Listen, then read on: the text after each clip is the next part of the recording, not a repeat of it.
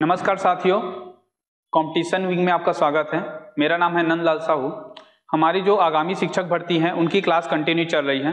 ठीक है, इससे पहले हमने 4 से 5 क्लासेस अलग अलग समय पे डाले हुए हैं यूट्यूब पे, और इसी के क्रम में हम आज महत्वपूर्ण एक अवधारणा को लेके पढ़ना चाह रहे हैं जिसका नाम है, ठीक है, पियाजे का संज्ञानात्मक सिद्धांत अवस्था। इसमें हम देखेंगे कि जॉन जो पियाजे हैं, ठीक है, वह संज्ञानात्मक अवस्था के माध्यम से किन किन तत्वों को उन्होंने क्या किया, अध्ययन की अवस्था को माना है, और जब बालकों का जब विकास होता है तो वह संज्ञान के माध्यम से किस प्रकार विकास होता है इस पे बताया गया है। ठीक है, तो हम देखेंगे इसको कॉन्जेनिटिव डेवलपमेंट थ्योरी जॉन पियाजे का। मुख्यतः अगर हम बात करें जॉन पियाजे का, तो यह स्विट्जरलैंड के साइकोलॉजिस्ट हैं जिन्होंने मुख्यतः क्या किए हैं कि सीखने के जो स्तर होते हैं, सीखने के स्तर को इन्होंने संज्ञान से जोड़ा है।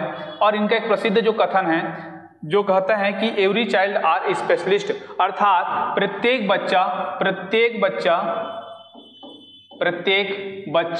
एक विशिष्ट होता है। ठीक है, अब वो जो विशिष्ट होगा मतलब सबका जो बुद्धि का स्तर होगा, सबकी संज्ञान का जो स्तर होगा वह अलग अलग होता है, और वह जो अवस्थाओं का अध्ययन क्या करता है, संज्ञान को लेकर चलता है। तो संज्ञानात्मक अवस्था में हम लोग देखेंगे मुख्यतः क्या करते हैं, अगर इसकी अवधारणा को थोड़ा सा और पढ़े तो बच्चों और आस पड़ोस के जो होते हैं जिसमें संज्ञान कितना है, उसकी जो ज्ञानात्मक चरण कितना है, और उनका जो मानसिक विकास कहाँ पर है, वो भी डिपेंड करता है कि बच्चों में कितनी बुद्धि आएगी। जैसे हम इसी में बात करते हैं कि जिसमें जहाँ पे लोकल बस्ती के जो बच्चे होते हैं तो उनकी जो मित्रों का, उनके जो माहौल है, उनका संज्ञान कैसा है, उसके बच्चों में भी उसी संज्ञान स्तर के ही लगभग पाए जाते हैं, स्पेशल नहीं पाए जाते। मतलब उसका जो वातावरण है, उसके आसपास पड़ोस है, वो सारा चीजें आपको क्या करता है, प्रभावित करता है ज्ञानात्मक लेवल पे। इसी वजह से इनको हम लोग अगर बात करें तो इनको अवस्था का सिद्धांत कहा जाता है, इनके कॉन्सेप्ट को। ठीक है, तो आपको याद रखना है कि पियाजे के संज्ञानात्मक अवस्था के सिद्धांत को अवस्था का सिद्धांत के नाम से जाना जाता है। आगे देखते हैं, जैविक परिपक्वता आ जाती है आपके समय के रहते रहते। अगर संज्ञान लेवल पे बात करें कि वस्तुओं के बारे में, ठीक है, दिमाग में क्या बनना चालू हो जाता है, अवधारणा बनना चालू हो जाता है। वह क्या करता है, बुद्धि के माध्यम से धीरे धीरे बातों को समझना चालू करता है, और यही जो समझ होता है इसे ही हम बोलते हैं संज्ञान। ठीक है, तो इस पे हम बात करेगा। आगे देखते हैं, आगे हम लोग देखेंगे इसके चरण को। सबसे पहले जो हमारा दिखाई देता है वो होता है हमारा अनुकूल। अनुकूल क्या है, सबसे अनुकूलन इसका जो पहला स्टेप होता है कि संज्ञानात्मक जो विकास होगा उसमें जो सबसे पहला स्टेप आता है वो होता है अनुकूलन, एडॉप्टेशन। ठीक है, जिसमें क्या करेगा, वह वातावरण के अनुसार अपने आप को ढालेगा। ठीक है, अपने नए ज्ञान करने के लिए अपने आप को क्या करता है, तैयार करता है कि हाँ मेरे को ये सीखना है, तो मैं अब क्या कर रहा हूँ, नए चीजों पे आया हूँ तो मुझे ये ज्ञान प्राप्त करना है। तो नए ज्ञान के लिए क्या करता है, वह तैयार होता है, इसे हम अनुकूलन बोलते हैं।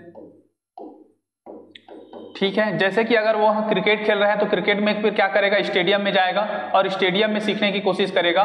ठीक है, अगर वह विद्यार्थी है तो क्या करेगा, वह विद्यार्थी जो होगा कक्षा में आएगा और कक्षा में सीखने के लिए अपने आप को क्या करता है, ढालता है।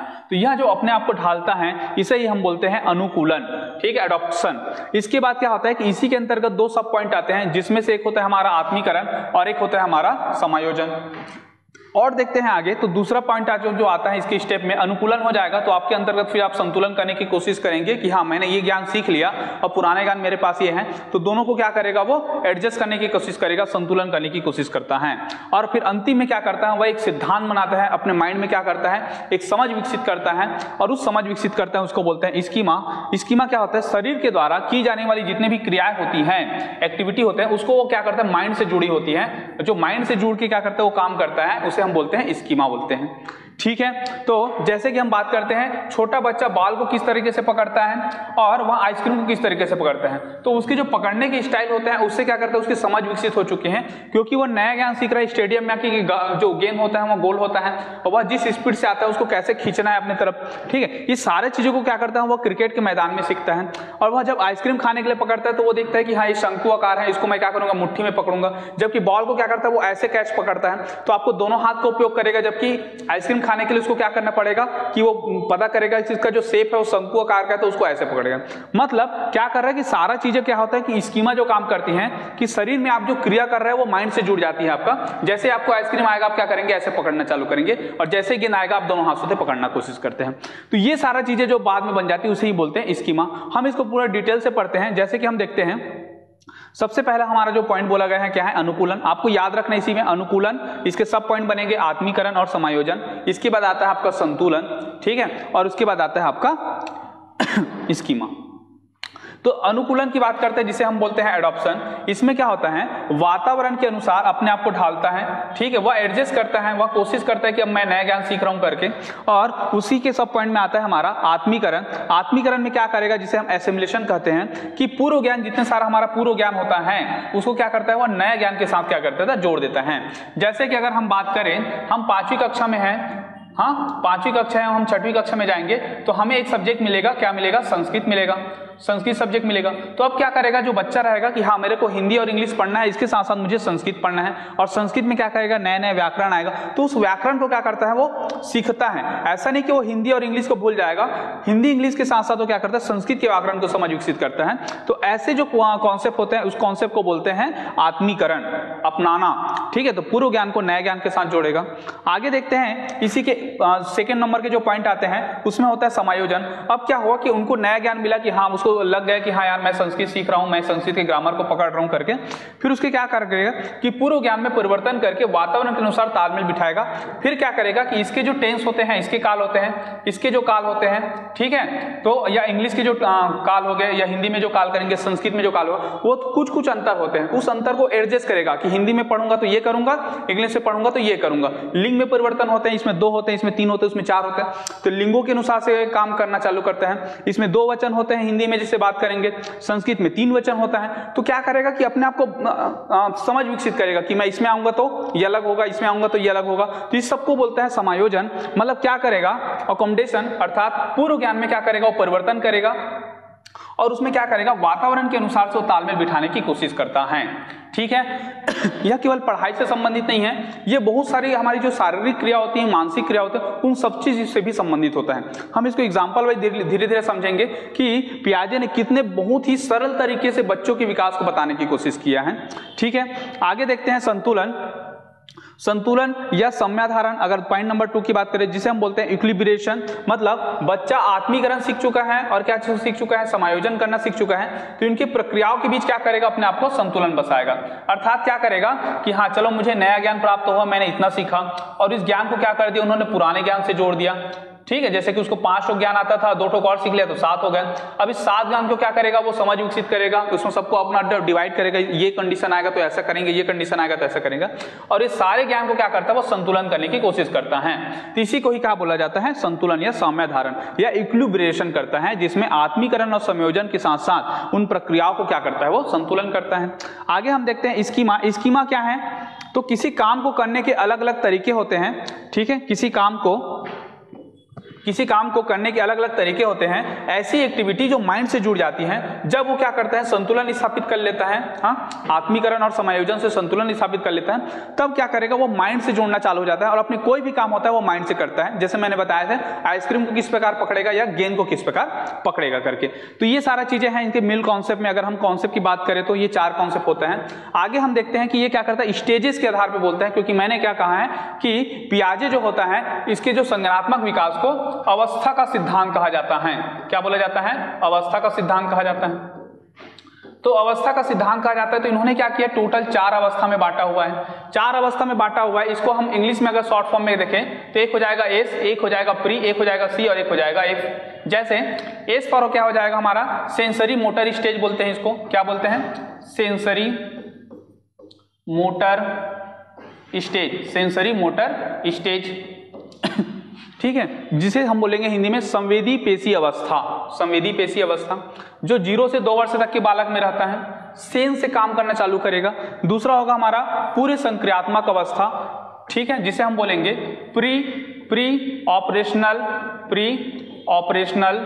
स्टेज, प्री ऑपरेशनल स्टेज, जो कि 2 से 7 साल तक की अवस्था होती है, ठीक है। इसे हम क्रिया के पूर्व सिद्धांत बोलते हैं। इसको डिटेल में हम लोग पढ़ेंगे। आगे देखते हैं मूर्त संक्रियात्मक अवस्था, ठीक है, जिसे हम बोलेंगे कॉन्क्रीट ऑपरेशनल स्टेज, 7 से 11 वर्ष तक के। और लास्ट जो आता है जिसको हम बोलते हैं कि ये अंतिम अवस्था है संज्ञान के, अर्थात पियाजे के अनुसार किसी बालक की अवस्था 12 वर्ष के आसपास हो जाती है, तो लगभग एक आम आदमी के जो संज्ञान होते हैं उसी के आसपास वो परिपक्व हो जाते हैं, ऐसा कहना है, ठीक है। क्योंकि 11 वर्ष से अधिक अवस्था को बोलते हैं औपचारिक संक्रियात्मक अवस्था, उसमें सारे गुण विकसित हो जाते हैं, सारी समझ विकसित हो जाती है, ठीक है। तो ये होता है हमारा, ठीक है,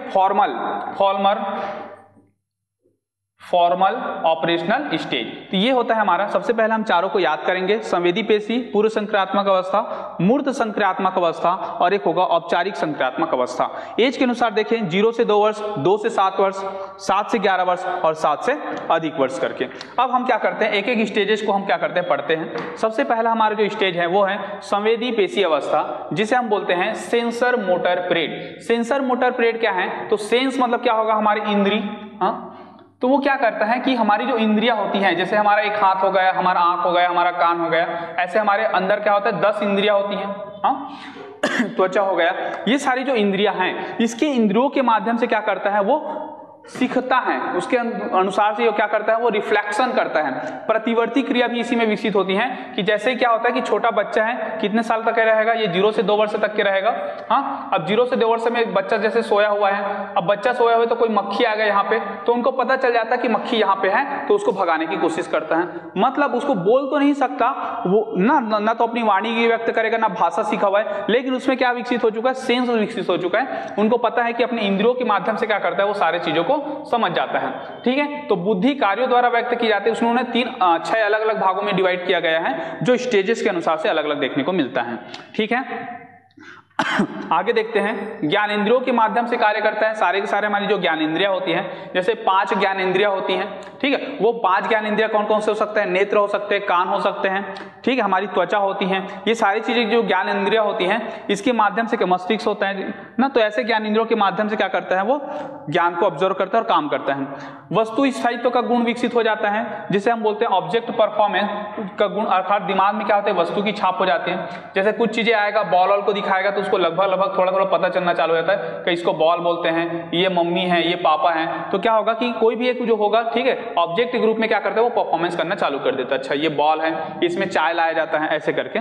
दूसरा होता है मूल व्यवहार आरंभ हो जाता है इनका, कि उसकी प्रवृत्ति कैसे रही है, हाँ, तो वो प्रवृत्ति भी प्रारंभ हो जाता है। देखना कुछ बच्चों में क्या होता है कि बहुत ज्यादा क्या होता है, हंसमुख चेहरा रहता है, बचपन से ही हंसते रहता है। कुछ बच्चे क्या होते हैं, एकदम ज्यादा डिप्रेस टाइप से लगता है, एकदम सीरियस टाइप से लगने लग जाता है। तो मूल अवस्था क्या होता है, आपको 0 से 2 वर्ष में देखने को मिल जाता है कि इसकी प्रवृत्ति कैसे रहेगी, हल्का हल्का अनुमान लगाना चालू कर सकते हैं, ठीक है। ये सारा चीजें हमारा प्री है। और एक होगा हमारा प्रतिवर्ती क्रिया। प्रतिवर्ती क्रिया क्या कहते हैं, जिसे क्या होता है कि माइंड से रिफ्लेक्शन ना आके आपकी जो शरीर के मेडुला ऑब्लांगेटा होता है वहीं से रिफ्लेक्ट होना चालू हो जाता है, जिसमें मैंने बताया था कि छुई मुई की पौधे जैसे व्यवहार करता है ये। और जैसे कि हमारे हाथ में मक्खी बैठ जाएगा और हम सोए हुए रहेंगे, फिर भी एग्जैक्ट समय पे मारते हैं कि मक्खी वहां से भाग जाए करके।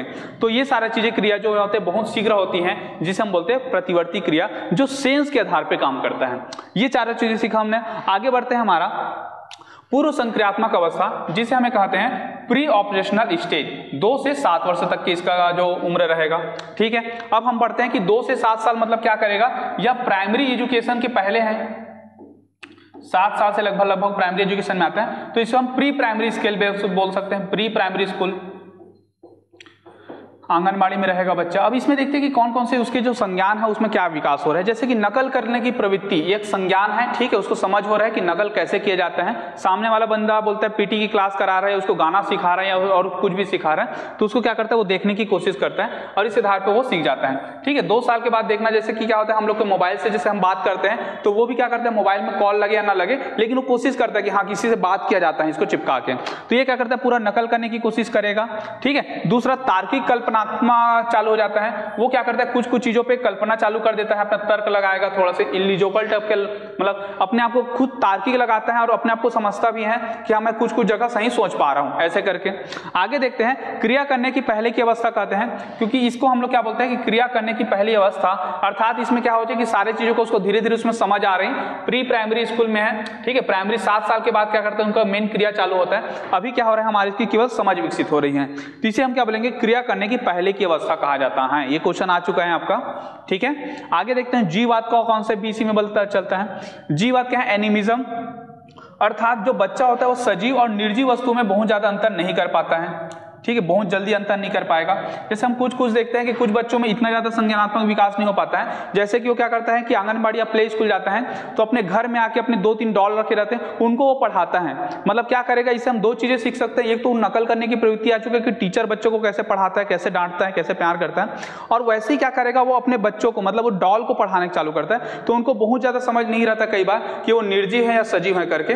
ठीक है, तो ये जो गुण है अभी भी विकसित नहीं हुआ है उनका कि वह जीववाद के आधार पर क्या करे, अंतर कर पाए, अर्थात वो सजीव और निर्जीव वस्तुओं में अंतर नहीं कर पाता है।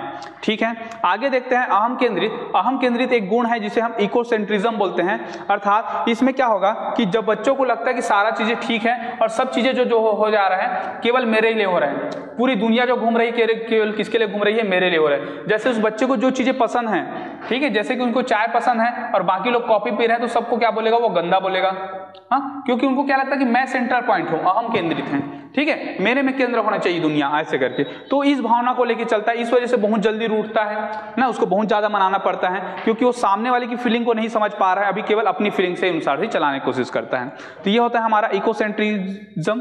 आगे देखते हैं अपटलतावी, अर्थात इसको हम लोग इंग्लिश में बोलते हैं इरिवर्सिबिलिटी। मतलब इसमें क्या होगा कि रिवर्सिबिलिटी का जो गुण होता है वह विकसित नहीं हुआ है बच्चों में। बच्चे क्या करते हैं, वस्तु, संख्या इत्यादि को उलटना पलटना नहीं सीखा रहता है। इसी में कई बार क्वेश्चन आता है, जैसे कि उसको हम लोग बोले कि 7 + 4 कितना होता है, ऐसे करके, तो वह जोड़ना अगर सीख गया होगा तो 7 + 4 वो 11 बोल देगा। लेकिन अगर इसी को हम लोग बोल देते हैं कि अच्छा बताओ 4 + 7 क्या होता है, ऐसे करके, तो अगर उसको ये आंसर है तो ये 11 होगा, ऐसे करके नहीं बोल पाएगा, क्योंकि उसमें क्या है, उलटने पलटने की जो गुण है उसमें विकसित नहीं हुआ है, उसमें कन्वर्ट करने का गुण विकसित नहीं हुआ है, परिवर्तन करने का गुण विकसित नहीं हुआ है। या इसी में और एग्जांपल देख ले कि हमने एक पुराने क्लास में बताया था कि हमारा जो ये क्या है, हमारा चाय है, हाँ, इसमें हमने चाय दिया इतना तक के, इसका जो लंबाई ज्यादा है, लेकिन इसको मैं चौड़ा वाला कप में और दे देता हूं और इसकी लंबाई कम हो जाता है, तो उनको क्या लगता है कि मेरा जो चाय है वो कम किया गया है। ठीक है, तो देखना छोटे बच्चे जो होते हैं ना, ज्यादातर लंबे लंबे ग्लास में ज्यादा चाय पीते हैं, उनको लगता है कि ज्यादा चाय आता है, ज्यादा मैं पीऊंगा, ऐसे करके। तो ये जो गुण होता है जिसमें उसमें क्या हो रहा है कि उसमें परिवर्तन का गुण विकसित नहीं हो रहा है, उसे पलटने का गुण विकसित नहीं हो रहा है, इसी को बोलते हैं इरिवर्सिबिलिटी। ठीक है, इरिवर्सिबिलिटी, जिसमें बच्चे वस्तु और संख्याओं समस्या को उलटना पलटना नहीं सीखते हैं। आगे हम देखते हैं इसी में मुद्रा, दूरी, भार, ऊंचाई इत्यादि कॉन्सेप्ट की कमी इस अवस्था में होती है। जैसे छोटे बच्चों में हम लोग देखेंगे कि अगर हम लोग बात करते हैं कि 5 रुपए का एक सिक्का दे देते हैं और 1-1 रुपए के 5 सिक्के दे देंगे, तो वह 1-1 रुपए के 5 सिक्कों को पहले उठाएगा, क्योंकि उसको लगता है कि ये बहुत ज्यादा है। ठीक है, तो ये सारा चीजें होता है। दूरी के अनुसार से जज नहीं कर पाता, भार के अनुसार से जज नहीं कर पाता, और ऊंचाई के अनुसार से भी वह जज नहीं कर पाता है। ठीक है, केंद्रीकरण की बात करें, सेंट्रलाइजेशन, अर्थात जब बच्चा किसी वस्तु की सारी विशेषताओं को छोड़कर केवल एक विशेषता पर फोकस करता है, तो इसे हम बोलते हैं केंद्रीकरण। ठीक है, तो उनको बहुत सारी चीजें दिखाया जाएगा, लेकिन उसको जो इसमें इंटरेस्ट रहेगा केवल उसी चीजों को वो क्या करता है, अध्ययन करने की कोशिश करेगा या उसी चीजों को सीखने की कोशिश करता है, तब ऐसे गुण को बोलते हैं केंद्रीकरण। तो ये बहुत ही इंपॉर्टेंट स्टेज है हमारा पूर्व संक्रियात्मक अवस्था, जिसे हम प्री प्राइमरी स्कूल बोलेंगे। नकल करने की प्रवृत्ति से लेके तार्किक कल्पना, ठीक है, इसको पहले की अवस्था बोलते हैं, काम करने की पहले की अवस्था, क्योंकि उसको विकसित किया है, विकसित करेगा तब जाके काम करेगा, अपनी समझ विकसित करके। सजीव और निर्जीव वस्तुओं में अंतर नहीं कर पा रहा है, अहम केंद्रित है।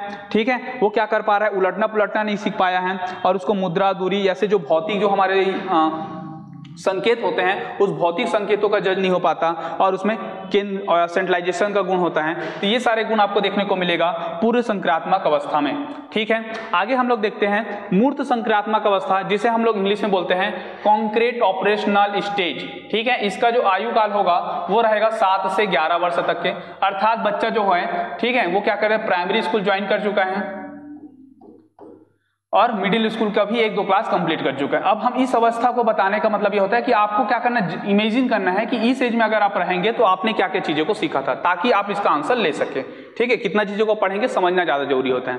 तो क्या हो रहा है कि जो जो गुण उसमें विकसित नहीं थे वो गुण अब क्या हो रहा है, धीरे धीरे आ रहा है। जैसे कि उसमें क्या था, रिवर्सिबिलिटी ना, उसमें क्या हो रहा है कि उलटने पलटने का गुण विकसित नहीं हुआ था, यहाँ पे वो गुण विकसित हो जाता है। अब उसको बोलेंगे 7 + 4 कितना होगा, तो 11 बताएगा, लेकिन इसको 4 + 7 बोलेंगे तो क्या करेगा, उसको बोलेगा कि हाँ उसमें भी 11 होगा।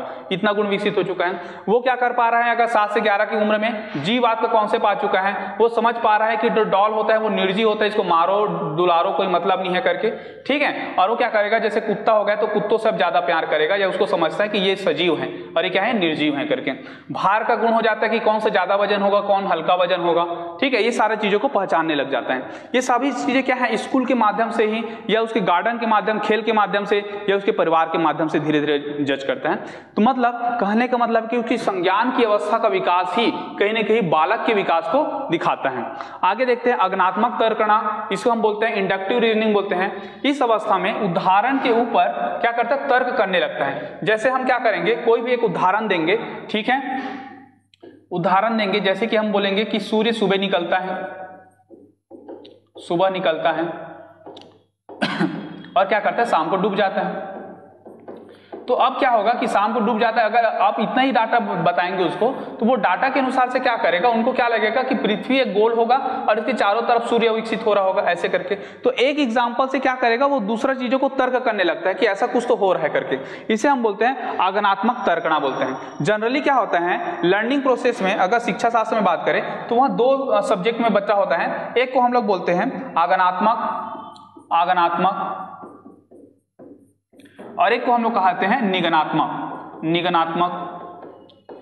आगनात्मक में क्या होता है कि हम उसे उदाहरण के आधार पे समझाने की कोशिश करते हैं, उदाहरण के आधार पे, ठीक है।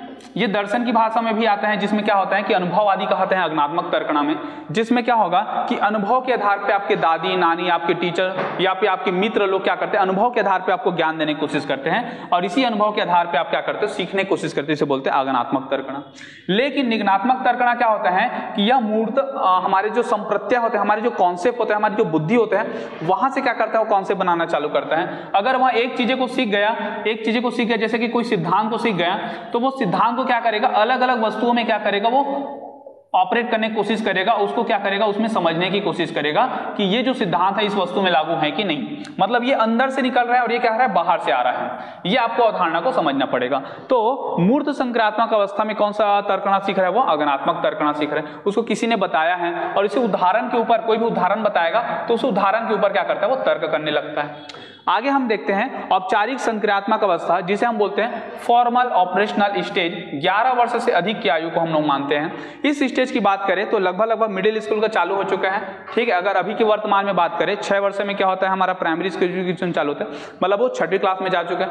तो हम मान के चलते हैं कि 6वीं या 7वीं क्लास के जो बच्चे होते हैं, उनकी जो संज्ञान अवस्था आती है, एक परिपक्व अवस्था में आती है, ठीक है। इससे ज्यादा संज्ञान जो होता है कि 14 वर्ष तक के बालक हैं, जैसे 11 वर्ष, जैसे हम देखते हैं ना बाल श्रम का जो ये राइट से दिया जाता है, हम 14 वर्ष तक के बोले हैं कि अपराध रहेगा करके। आप 14 वर्ष के बच्चों को काम नहीं करा सकते। इसका कहने का मतलब यह है कि कहीं ना कहीं 14 वर्ष के बाद की जो संज्ञानात्मक अवस्था या मैच्योरिटी लेवल होती है, वो इतनी अच्छी विकसित हो जाती है कि सभी चीजों को समझने लग जाता है, ठीक है। तो उसी आधार पर मान के चलते हैं कि 11 से अधिक वर्ष की अवस्था होगा तो आपकी जो संज्ञान है वो सर्वोच्च स्तर पर रहेगा, उच्चतम स्तर पर रहेगा। इस वजह से इसे बोलते हैं कि संज्ञान की सर्वोच्च अवस्था कहते हैं इस अवस्था को, ठीक है। संज्ञान की सर्वोच्च अवस्था, इसमें क्या कर रहा है, वो तर्कों का प्रयोग करना सीख चुका है, ठीक है। पूरा तार्किक रूप से क्या चुका है, अमूर्त चिंतन भी सीखना चालू कर देगा। दूसरों के साथ जुड़कर कार्य करने का सीख चुका है वह, ठीक है। दूसरों के साथ वो जुड़ के कार्य करना सीख जाएगा कि इसमें ये गुण है, इसमें ये गुण है, इन दोनों को हमें क्या करना है, जोड़ना है, या मेरे जो गुण है उनको दूसरे के सामने कैसे एक्सप्रेस करना है, ठीक है। बच्चा अमूर्त चिंतन करने लग जाता है और शाब्दिक परिकल्पना के रूप में भी वह सीखना चालू हो जाता है। जैसे 6वीं क्लास में आता है तो आपको बता दूं कि गणित में जो ABCD जो होते हैं, जिसके हम बोलते हैं अचर राशि बोलते हैं, तो ये अचर राशि के माध्यम से गणित को सॉल्व करना चालू करता है। 5वीं तक वह नहीं समझ पाता है। या क्या होगा कि क्षेत्रमिति का कॉन्सेप्ट है, तो त्रिभुज रहेगा तो त्रिभुज बनाने की जरूरत नहीं पड़ेगा, सीधा त्रिभुज बोल देता है कि त्रिभुज का क्षेत्रफल। मतलब उसमें क्या हो चुका है कि शब्दों के माध्यम से कल्पना कर लेता है कि हाँ ये त्रिभुज की बात कर रहे हैं, क्योंकि उसने मूर्त रूप से फिर अमूर्त में सीखा हुआ है। तो यहाँ पे क्या हो रहा है, अमूर्त चिंतन करने लग जाता है बच्चा। निगनात्मक तर्कणा करेगा, इसमें बच्चा नियमों के ऊपर तर्क करने लग जाता है कि कोई भी मैंने यहाँ पे नियम बताया, सिद्धांत बताया, उसके ऊपर क्या करेगा, वो तर्क करेगा कि यह सिद्धांत इस वस्तु में कैसे ऑपरेट हुआ। मैंने प्रकाश का कॉन्सेप्ट पढ़ा तो प्रकाश इस वस्तु में कैसा आया, मैं दिखता हूं तो मैं क्या हो रहा है, प्रकाश का परिवर्तन हो रहा है। तो क्या करेगा, और नियमों के आधार पर क्या करेगा, नए नए चीजों पर ऑपरेट करेगा, तर्क करेगा। इसे ही बोलता है हमारा निगनात्मक तर्कणा, ठीक है। एग्जाम्पल जैसे हम लोग बात करते हैं, मैथ्स के क्वेश्चन माइंड में ही हल कर लेना, 5 + 6 बोलेंगे तो क्या करेगा, पर्टिकुलर अब जोड़ेगा नहीं कि 5 और 6, वो सीधा बोलेगा 5, तो 5 + 6 करके सीधा माइंड से ही क्या करता है, जोड़ लेता है। तो ऐसे सारा चीजें जो विकास होता है इसको सर्वोच्च अवस्था बोला जाता है। इस प्रकार उन्होंने 4 अवस्था बताए हैं, ठीक है। ये 4 अवस्था हम लोग अगर एक बार और पढ़ें तो जैसे कि देखते हैं, हमारा सबसे पहला होता है संवेदी पेशी अवस्था, दूसरा पूर्व संक्रात्मक अवस्था, तीसरा मूर्त संक्रात्मक अवस्था और चौथा औपचारिक संक्रात्मक अवस्था, ठीक है। तो इस प्रकार हमारा पियाजे के संक्रात्मक सिद्धांत को आपका खत्म होता है, ठीक है। कंपटीशन विंग में शिक्षक भर्ती की क्लासेस चालू हो चुकी है सवेरे 7 बजे से, साथ में इसमें ऑफलाइन के साथ साथ इसके ऑनलाइन भी क्लासेस मिल रहे हैं आपको एप्लीकेशन के माध्यम से, ठीक है। तो आप एप्लीकेशन में जाइए कंपटीशन विंग, ओके। और उसके साथ साथ हमारा टेस्ट सीरीज भी चालू हुआ है, ठीक है, जिसमें हमारा CGPSC के टेस्ट सीरीज चल रहे हैं। और उसके साथ साथ अभी क्या हो रहा है कि शिक्षक भर्ती की भी हमने कुछ क्लासेस डाले हुए हैं। तो इस प्रकार आप क्या करिए, हमारे जो चैनल है उसको सब्सक्राइब कीजिए ताकि आपको नए नोटिफिकेशन पता चले आपको, ठीक है। आप ब्लू आइकॉन को भी प्रेस कीजिए और उसके साथ साथ हमारे जो टेलीग्राम चैनल है, ठीक है, कंपटीशन, उसको भी ज्वाइन कीजिए ताकि आपको लेटेस्ट अपडेट और जितने सारे करंट अफेयर के जो नॉलेज हैं वो भी आपको मिल सके, ठीक है। तो बेस्ट ऑफ लक, आगे मिलते हैं, ठीक है, थैंक यू।